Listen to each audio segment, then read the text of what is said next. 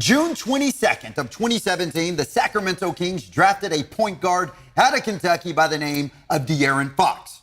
And for the last 7.5 seasons, Kings fans were enamored with the quickness, skill set, and talent of Foxy.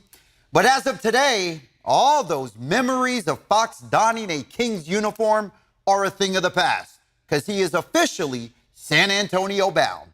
Yes, earlier today, this news broke that De'Aaron Fox is being traded to the San Antonio Spurs in a 3-team blockbuster trade that sends Zach LaVine to Sacramento. So here's the details of the trade.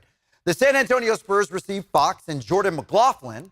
The Sacramento Kings, they receive Zach LaVine and Sissoko, 3 first-round picks and 3 second-round picks. And the Chicago Bulls, they will receive Kevin Huerter, Zach Collins, Trey Jones, and a pick from the Spurs. So it's safe to say that, it's been a crazy 24 hours to say the least. And to all the Kings fans who are a bit frustrated, who feel that LaVine doesn't necessarily fill the need of the Kings' size and length, we're going to get to all of that in just a second. But there are, of course, a few days left in the trade deadline. So buckle up, people. Matt, earlier this week, I think it was Wednesday or so, Shams put out the tweet saying the Kings are actively and openly looking in trade talks with De'Aaron Fox, looking for a destination. We soon found out that De'Aaron Fox's desired location was the San Antonio Spurs. Today, that came to fruition. He is now heading to San Antonio, and I'm just shocked how we got to this point. Yeah, it's been a crazy week, to say the absolute least. A roller coaster ride, right? And trying to get a grip on everything that's been going on has not been easy. There were times when this trade was really, really close to being done. And then there were times that things completely stalled or talks completely cooled off. The one thing that was consistent in all of these trade talks this week was the low ball offers from San Antonio. The Spurs were making sure that they were going to do everything they could to take advantage of any leverage that they had with De'Aaron Fox wanting to go to San Antonio, and his agent Rich Paul of Clutch Sports telling other teams that he would not re-sign with them. He would only sign an extension with San Antonio. So the Kings dealt with being lowballed by the San Antonio Spurs, then took that information and looked for another team, looked for another name, because the Kings are not in the business of selling a star to rebuild and reset. The Kings are still in the business of trying to win basketball games right away. There are jobs that rely on that. And then, of course, the Sacramento Kings are still in the hunt with this season. They're a 500 team right now with a lot of time left. So this has been a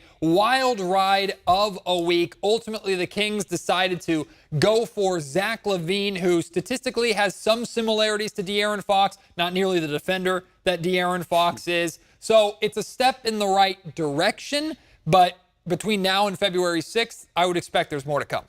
Well, one of the things I'm glad you said there, Matt, is that the Kings are still in a win-now mode, because earlier this week when it was reported that De'Aaron Fox was looking for other options or looking for a trade, everyone was like, whoa, are the Kings going to blow this up? Absolutely not. Make no mistake about it. The Kings are in win-now mode right now with this team that they assembled, even with LaVine coming over here. So now when you look at what the Kings got from the San Antonio Spurs, it's pretty interesting looking at it, because you're like, okay, yes, LaVine, great player, and they're acquiring him from the Bulls. But when you look at the grand spectrum of things, were the Kings winners with this trade? Well, winners is to be determined. If I'm the San Antonio Spurs, though, I'm doing flips in the street, because the San Antonio Spurs made out like bandits in this deal. The Sacramento Kings did not get any one of 4 kind of middle of the line to young, exciting, up-and-coming players that you would have think they would have gotten at least one of these 4 guys. I'm talking like Stephon Castle, Devin Vassell, Jeremy Sohan, Keldon Johnson. Like, these were names that the Sacramento Kings should have at least gotten one of these guys, and the Spurs didn't have to give up any of them in order to get the best player in this deal in De'Aaron Fox. Now, the Kings did get 3 first-round picks in this deal, but the reality is, Kevin, these 3 first-round picks aren't that good. The main pick that they got in this deal, or at least the earliest pick, is the 2025 Charlotte Hornets first-round pick. The problem is that pick is top 14 protected, meaning if it's one of the 14 top picks in the league, then the Charlotte Hornets get to keep that pick, and it turns into 2 second-round picks later on down the road. Well, the Charlotte Hornets are the fourth worst team in the NBA right now. That pick is not going to convey. So that's basically 2 second-rounders, not a first-rounder. The other one of the 2 picks is a 2027 San Antonio Spurs unprotected first-round pick. Well, by 2027, unless things go horribly wrong with Fox and Victor Wembanyama, that pick's not going to be good because the Spurs are going to be good. And finally, the last pick is the 2031 first-round pick from the Minnesota Timberwolves, which is pretty much a wild card pick. 2031 is a long ways away, so we can't really tell if that's going to be a good pick or not.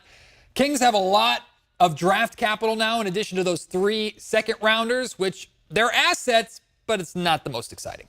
Yeah, definitely isn't. What will be exciting, though, is this Kings lineup, especially from an offensive point of view. You're bringing someone like Zach LaVine, who averages over 20 a night. You also have Malik Monk, who could put up over 20 a night. DeMar DeRozan's averaging over 20. Domantas Sabonis is averaging over 20. Keegan can get you over 20 a night. So offensively, on paper, it seems like this team is going to be explosive. Defensively is where you're a little bit concerned and where there could be a liability. Also, looking at the San Antonio Spurs, if you're a Spurs fan, you're happy because you get De'Aaron Fox pairing him up with the alien that is Victor Wembanyama. But when you look at both of these teams going forward, which fan base should be more excited about what they're going to see in the future? I mean, it's the San Antonio Spurs, easy, right? Victor Wembanyama and De'Aaron Fox, I think that duo is going to be fantastic for the Kings. It's still to be determined because there's more time left between now and February 6th trade deadline. And I'll just tell you this. From what I understand, guys, the Sacramento Kings are not done. They're going to be aggressively continuing to pursue trades. So keep an eye out here on ABC10.com. Keep an eye out on our social accounts because the Kings are still working. They got time. Absolutely. Well, we're going to see what they're going to make with this time that they have left because that trade deadline is February 6th, which is 4 days away. So we'll see what they do.